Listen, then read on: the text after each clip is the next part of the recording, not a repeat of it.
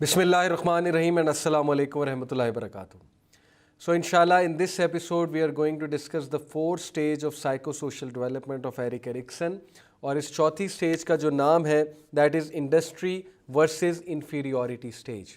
जैसे कि नाम से बहुत वाज़ेह है कि या तो बच्चा आपका इंडस्ट्रियस हो जाएगा इस स्टेज में या आपका बच्चा जो है वो इन्फीरियॉरिटी डेवलप कर लेगा, एक इन्फीरियॉरिटी कॉम्प्लेक्स डेवलप कर लेगा,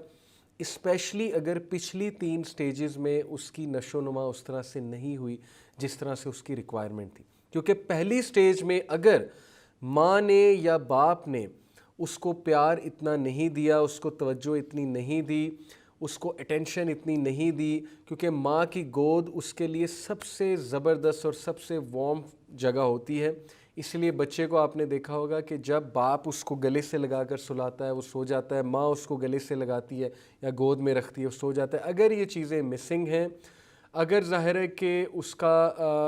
वो एक अटेंशन स्पैन जो उसकी रिक्वायरमेंट है वो मिसिंग है, तो उसमें मिसट्रस्ट की फीलिंग्स डेवलप होंगी अपने एनवायरनमेंट के हवाले से। दूसरी स्टेज में अगर कुछ चीज़ें मिसिंग हैं जो उसकी रिक्वायरमेंट है, तो ज़ाहिर है कि फिर उसमें डाउट और शेम की फीलिंग्स पैदा होंगी, वो शर्म खाएगा, वो डाउटफुल हो जाएगा अपने बारे में।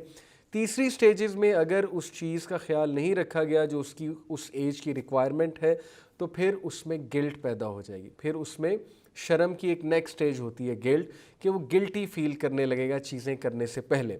और चौथी जो स्टेज है इंडस्ट्री वर्सेस इन्फीरियॉरिटी, कि या तो उसमें इंडस्ट्री एक उसकी पर्सनालिटी में एक इंडस्ट्रियस कैरेक्टर नज़र आएगा या उसकी पर्सनालिटी में इन्फीरियॉरिटी कोई कमी नज़र आएगी आपको, कि वो कॉम्प्लेक्स का शिकार हो चुका होगा बच्चा। ये जो ख़ास स्टेज है इसका जो एज ग्रुप है वो 6 से लेकर 12 साल तक है। जब आपका बच्चा 6 से 12 साल की उम्र में होता है तो जाहिर है कि अब वो अपने घर से बाहर निकलता है। ऑल्दो 3-4 साल से वो निकलना शुरू हो जाता है, लेकिन 6 से 12 साल में सबसे ज़्यादा कॉमन है कि वो एनवायरनमेंट से ज़्यादा इंटरेक्ट करेगा। अब वो अपने पीयर्स को ऑब्ज़र्व करेगा। पीयर्स से मुराद है अपनी सेम एज ग्रुप के लोगों को, यानी अपने हम उम्र लोगों को ऑब्ज़र्व करेगा, बच्चों को ऑब्ज़र्व करेगा। जब वो पीयर्स को ऑब्ज़र्व करेगा तो वो उसमें कंपटीशन की फीलिंग पैदा होगी, एक सेंस डेवलप होगी कि उसके पास ये है, मेरे पास ये नहीं है, या वो ऐसे करता है मैं ऐसे नहीं करता हूँ, या उसको कोई पसंद आएगा, वो अपनी एज ग्रुप के किसी बंदे को आइडियल बनाएगा। ये बड़ा कॉमन होता है बच्चों में। वो अपनी क्लास में किसी को आइडियल बनाएगा, वो देखेगा टीचर्स शाबाशी ज़्यादा उसे देते हैं, टीचर्स को ज़्यादा होमवर्क उसका पसंद है। ओके, ये सारी चीज़ें बच्चे में एक कॉम्पिटेंस पैदा करेंगी, एक कंपटीशन की फीलिंग पैदा करेंगी, क्योंकि अब उसका इंटरेक्शन एनवायरनमेंट से ज़्यादा हो रहा है। वो अपने पीयर्स को देख रहा है, वो सोशलाइज ज़्यादा कर रहा है, अपने हम उम्र को देख रहा है। एकेडमिक स्किल्स उसमें डेवलप होंगे। एकेडमिक स्किल से मुराद है कि पढ़ने लिखने के हवाले से जो स्किल्स होते हैं वो उसमें डेवलप होंगे स्टेज में, उसकी इंट्रैक्शंस बढ़ेंगे। अब अगर तो ये सारी चीज़ें जब उसमें डेवलप हो रही हैं, उसकी पर्सनैलिटी जो है इस हवाले से शेप हो रही है कॉम्पिटेंस के हवाले से, अगर इस दौरान पेरेंट्स ने कॉन्फिडेंस दे दिया और पेरेंट्स ने ज़्यादा डांट डपट ना की और पेरेंट्स ने जो है वो ज़रूरत से ज़्यादा रिस्ट्रिक्शंस ना डाली। कुछ पेरेंट्स होते हैं ना कि वो बच्चे के प्रॉब्लम को ही नहीं समझ रहे होते, वो बच्चे की हैंड राइटिंग जो है वो क्यों बुरी हो रही है इस चीज़ को ना समझने की बजाय, रीज़न्स में जाने की बजाय, बच्चे का असल टैलेंट देखने की बजाय, वो बच्चे को फिर बहुत ज़्यादा डांट डपट भी करते हैं, ट्यूशन सेंटर्स में भेज देते हैं, वहाँ पर भी उन्हें जाकर डांट ही सुनना पड़ती है। बच्चा मज़ीद इन्फीरियॉरिटी में चला जाता है कि पता नहीं मुझ में को बहुत ही बड़ी कमी है, और ये बहुत कॉमन होता है हमारे कल्चर में। तो यहाँ पर अगर पेरेंट्स ने सही से हैंडल नहीं किया बच्चे को, पेरेंट्स ने उसकी प्यार से बात नहीं सुनी, पेरेंट्स ने उसकी प्यार से अगर काउंसलिंग नहीं की, पेरेंट्स ने अगर उसको ये सेंस नहीं दी कि बेटा हर किसी में सारी खूबियाँ नहीं होती हैं, किसी में कोई खूबी होती है, किसी में कोई खूबी होती है, और पेरेंट्स ने अगर यहाँ पर काउंसलिंग करके उसको ये एहसास ना दिलाया कि बेटा तुम में भी बहुत खूबियाँ या बेटी तुम में भी बहुत खूबियाँ हैं, और उसे ये सिखाया नहीं कि अपनी खूबियों को कैसे तलाश करते हैं, और उसे ये सिखाया नहीं कि कंपैरिजन नहीं करते हैं, कंपैरिजन अगर करना भी है तो किस किस्म का करना है। इस स्टेज में अगर उसमें एम्पथी बिल्ड नहीं की, दूसरों के बारे में फीलिंग्स नहीं बिल्ड की, हया बिल्ड नहीं की और उसे डिसअपॉइंटमेंट से लड़ना नहीं सिखाया, उसे ये चीज़ नहीं सिखाई कि बेटा ज़िंदगी में ज़रूरी नहीं हर चीज़ मिल जाए, और उसे ना करना नहीं सिखाया और उसे इस चीज़ की आदत नहीं डाली कि तुम्हें हर चीज़ नहीं मिलेगी, सब कुछ प्यार के साथ, ये नहीं कह रहा सख्ती के साथ, एक तरीके के साथ उसे सारी चीज़ें नहीं सिखाई और उसके इन्फीरियॉरिटी जो बिल्ड हो रहा है उसको सही से मैनेज नहीं किया और उसकी बातें नहीं सुनी, तो बिलीव मी इस एज में आपके बच्चे में बहुत ज़्यादा पर्सनैलिटी फ्लॉज आ जाएंगे। मैं आपको सूरह यूसुफ से मिसाल देता हूँ। हज़रत यूसुफ अलैहिस्सलाम जो अपने वालिद के पास है याकूब अलैहिस्सलाम, तो वो इस एज ग्रुप के थे, यानी 6 से 12 साल का जो एज ग्रुप है इस एज ग्रुप में थे। और उन्होंने आकर कहा अपने वालिद से कि ए मेरे अब्बा जान, मैंने ख्वाब देखा है और मैं ख्वाब में देखता हूँ कि मैंने 11 सितारे देखे, सूरज और चाँद देखा, वो मुझे सजदा कर रहे थे। अब आप याकूब अलैहिस्सलाम का कैरेक्टर देखें, उनकी फादरहुड देखें, कमाल देखें उनका कि उन्होंने कितने प्यार से यूसुफ अलैहिस्सलाम को प्यार किया और कहा या बुनैया है मेरे प्यारे बेटे, तुम जो देखते हो बेशक ये अपने भाइयों को मत बताना। और फिर उन्होंने बाकायदा ताबीर की उस ख्वाब की और अल्लाह ताला का तारुफ कराया, उन्हें स्नब नहीं किया, उन्हें ये नहीं कहा कि दौड़ जाओ यहाँ से, पता नहीं क्या देखते रहते हो, कार्टून देखते हो, क्या करते हो, जैसे आजकल हम बच्चों को कर देते हैं कि तुम अजीबोगरीब ख्वाब देखते हो, या फ़ौरन ही हम उनकी वालदा को डांट देते हैं कि ये क्या करने लग गया। तो यहाँ पे स्नब नहीं करना, बच्चे को कॉन्फिडेंस देना है, बच्चे की बात को सीरियस लेना है, बच्चे को समझाना है आपने। बच्चा आपसे शेयर कर सकता है कोई चीज़, मिसाल के तौर पे वो स्कूल में जा रहा है, स्कूल में जाके वो आपको किसी के बारे में कोई बात बताएगा आके, अपने क्लास फेलो के बारे में, अपनी क्लास फेलो के बारे में, तो आपने यहाँ पर उसकी बात सुननी है और आपने जहाँ पर उसको समझाना है वहाँ पे बहुत प्यार से समझाना है, उसको थपकी दे के समझाना है। मिसाल के तौर पे अगर वो कोई ऐसी बात कर रहा है जिससे आपको ये नज़र आ रहा है कि वो कंपैरिजन कर रहा है या वो किसी के बारे में, बचपना होता है ना, बुरा सोच रहा है, तो आपने उसे यहाँ पे समझाना है कि बेटा चीज़ों को शेयर करते हैं। आपने उसे यहाँ पे समझाना है कि बेटा ये बुरी बात है, हसद जो है वो हमारे नेक अमाल को खा जाता है। आपने बहुत प्यार से उसकी काउंसलिंग करनी है इस स्टेज पे। आपने उसे समझाना है कि बेटा बैक बाइटिंग जो है वो हमारे अमाल को हड़प कर जाती है और ये अच्छा एटीट्यूड ये है और बुरा एटीट्यूड ये है। आपने उन्हें एम्पावर करना है। जैसे कि मैंने 4 C's ऑफ पेरेंटिंग में आपको बताया था कि you have to actually empower your child,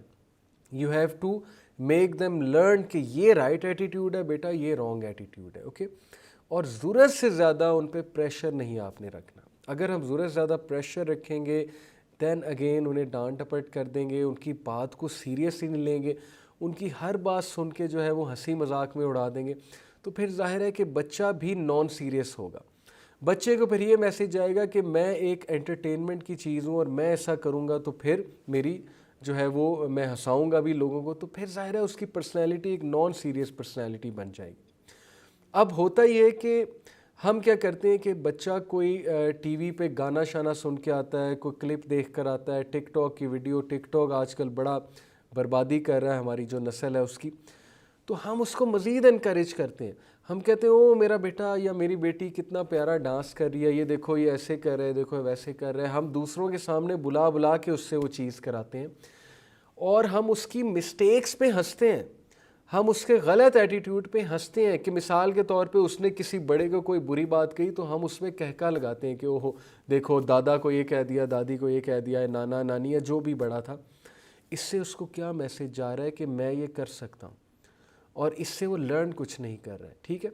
और अगर यहीं पे हम उसे बहुत ज़्यादा डांट देंगे, हम उसे बहुत ज़्यादा स्नब कर देंगे, बजाय के राइट एटीट्यूड शो करने के, कमरे में अलग से जाके समझाने के, हम उसको सबके सामने इंसल्ट कर देंगे, इन्फीरियॉरिटी डेवलप हो जाएगी। और इन द सेकंड केस अगर हम नहीं करेंगे, हम उसे अलाउ करेंगे, हम हंसेंगे, कहके लगाएंगे, तो फिर वो बदतमीज़ी की तरफ चला जाएगा। फिर जो है वो ये सोचेगा इस सारा बिहेवियर जो है बड़ा नॉर्मल है, ठीक है, जब हमने कोई कॉन्सिक्वेंसेस ही नहीं रखे उसके एक्शन के। इसलिए ये जो 6 से 12 ईयर की जो एज होती है ये बहुत सेंसिटिव एज है। इसमें आपका बच्चा दूसरों को ऑब्ज़र्व कर रहा है, उसमें इन्फीरियॉरिटी बिल्ड हो सकती है, वो कंपटीशन की तरफ जा रहा है, ओके, वो कंपैरिजन की तरफ जा रहा है, and you have to be there to teach him the right attitudes. अगर आपने राइट एटीट्यूड नहीं सिखाया, उसकी बातों को नॉन सीरियस लिया, उससे बातें ही नहीं की, उससे पूछा ही नहीं, उससे चीज़ें ही नहीं उगलवाई, तो फिर इट्स वेरी डिफ़िकल्ट कि वो बच्चा इस स्टेज में प्रॉपर साइको सोशल डेवलपमेंट की तरफ आएगा या इंडस्ट्री की तरफ आएगा, यानी राइट एटीट्यूड, पॉजिटिव एटीट्यूड की तरफ आएगा, बहुत मुश्किल हो जाएगा। सो मेरी आप सबसे रिक्वेस्ट है कि इस एज में अपने बच्चे से ज़्यादा से ज़्यादा बातें करें, अपने बच्चे को इस एज में राइट एटीट्यूड बहुत प्यार से हिकमत के साथ शो करें, उसको सबके सामने ना झड़कें, ना ही उसके गलत एक्शंस को सबके सामने सराहें या कहका लगाएं, इनकरेज करें, वीडियोस बनाएं। और आजकल ये भी हो रहा है कि हम अपने बच्चों की सेल्फियां बना रहे हैं, हमारे बच्चे यानी अपने आप को मॉडल समझ रहे हैं, और वो बाकायदा ऐसे ऐसे पोस्टर्स देते हैं, सेल्फ़ी बनाते हैं कि इंसान हैरान रह जाता है कि इनको इतनी सेंस है। ये सेंस हम ही दे रहे हैं। We have to teach them what's the right way, we have to teach them कि बेटा ये सेल्फियाँ और ये सारी चीज़ें, रिया तो वैसे ही हमारे दीन में जो है उसको कितना डिस्करेज किया गया, और हम अपने बच्चे को अभी से रिया का शिकार बना रहे हैं। हम अपने बच्चे को ये सिखा रहे हैं कि अगर तुमने दुनिया में कामयाब होना है तो you have to be visible to people. तो हमें यहाँ पर बहुत बैलेंस के साथ एक ख़ास लाइफस्टाइल के साथ बच्चे को लेकर चलना है, जिस पे आप मज़ीद रिसर्च कर सकते हैं कि हमने क्या क्या चीज़ें उसे टीच करनी है। अगर हम ये नहीं करेंगे तो जाहिर है कि बच्चा